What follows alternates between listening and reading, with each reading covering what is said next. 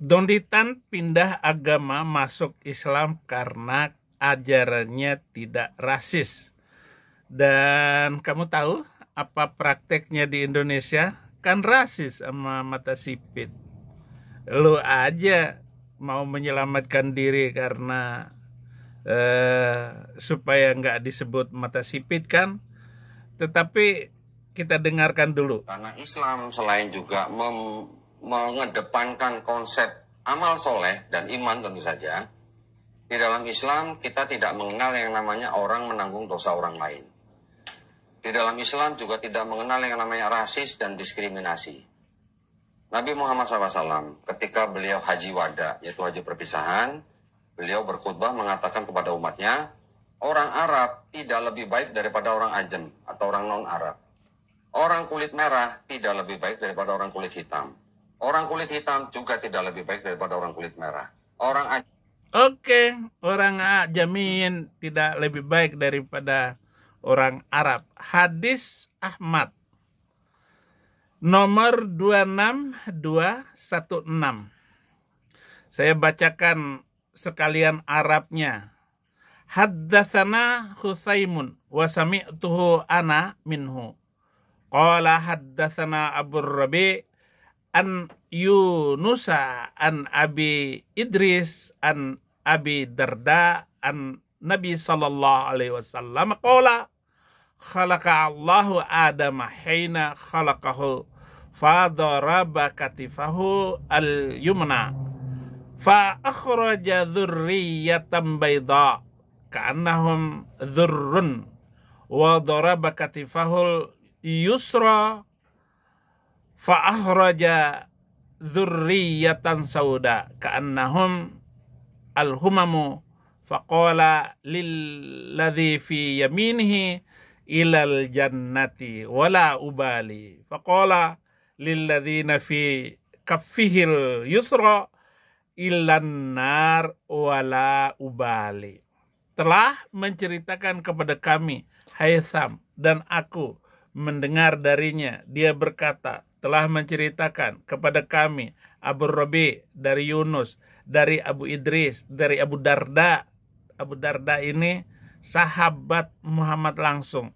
Dari Nabi Shallallahu Alaihi Wasallam beliau bersabda, ketika Allah menciptakan Adam, Allah memukul bahunya yang sebelah kanan, maka keluarlah keturunan berkulit putih seperti molekul dan memukul bahu bagian kirinya, kemudian keluar keturunan yang berkulit hitam seperti arang.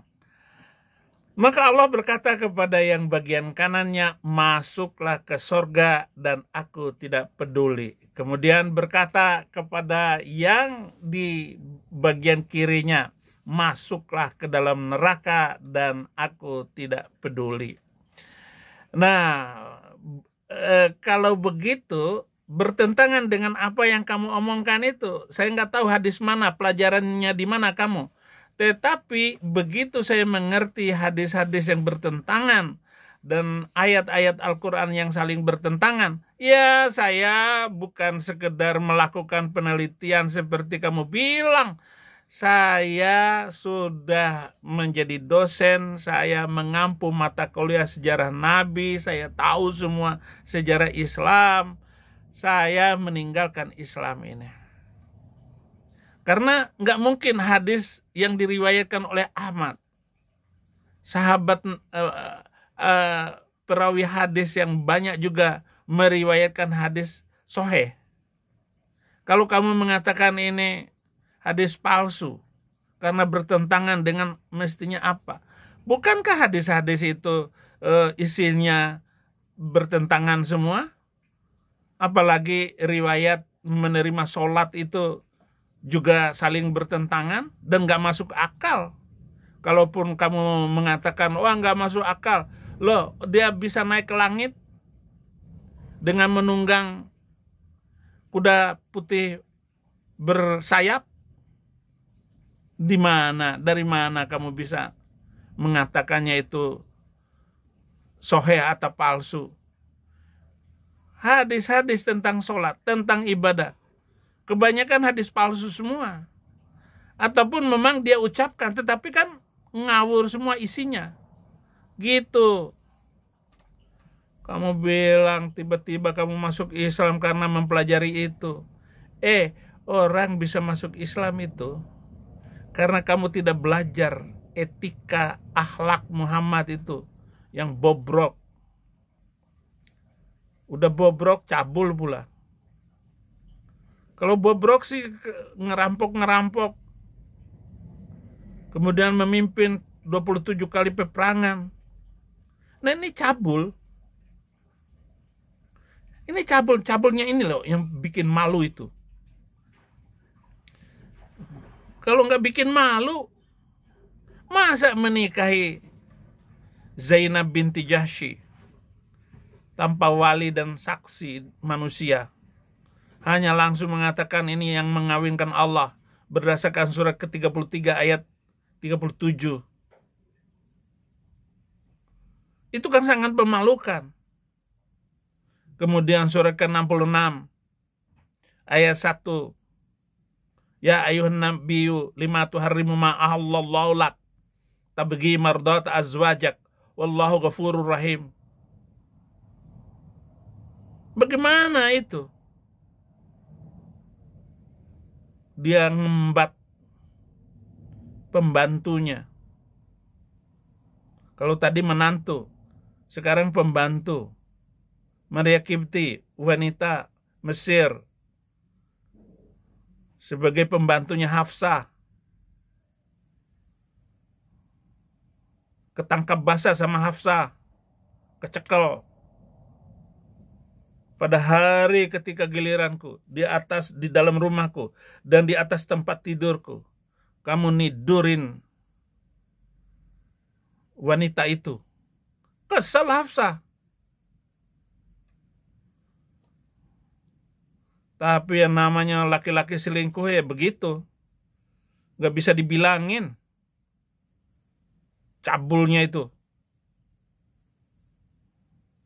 Nah, dia berpikir terus bagaimana meniduri wanita Mesir yang lebih muda dari Hafsah.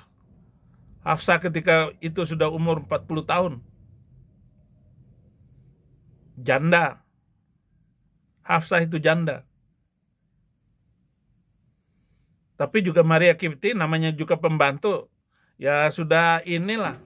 Sudah nggak gadis lagi. Yang gadis itu hanya Aisyah. Maka langsung dia kawinin. Dia tungguin. Masih gadis atau enggaknya. Tapi Aisyah satu-satunya yang masih gadis. Dia mikirin terus bagaimana wanita Mesir ini bisa ditidurin. Padahal dia sudah mengharamkan. Saya nggak akan menikahi yang nidurin lagi. Maria. Katanya kepada Hafsah. Telah turun ayat. Hai Nabi, kenapa kamu mengharamkan apa yang dihalalkan Allah? Ayat yang saya bacakan surat 66 ayat 1 tadi. Kenapa kamu mengharamkan apa yang dihalalkan Allah? Jadi meniduri pembantu itu adalah halal. Makanya jangan heran TKW-TKW yang dikirim ke Arab Saudi, ke negara-negara Arab itu, pulang hamil karena ayat-ayat Quran. Salah satu ayatnya itu, Ya ayuhan nabiyyu lima tuharrimu ma ahallallahu lak. Surat ke-66 ayat 1. Boleh meniduri pembantu. Surat ke-33 ayat 52. Banyak lagi ayat-ayatnya.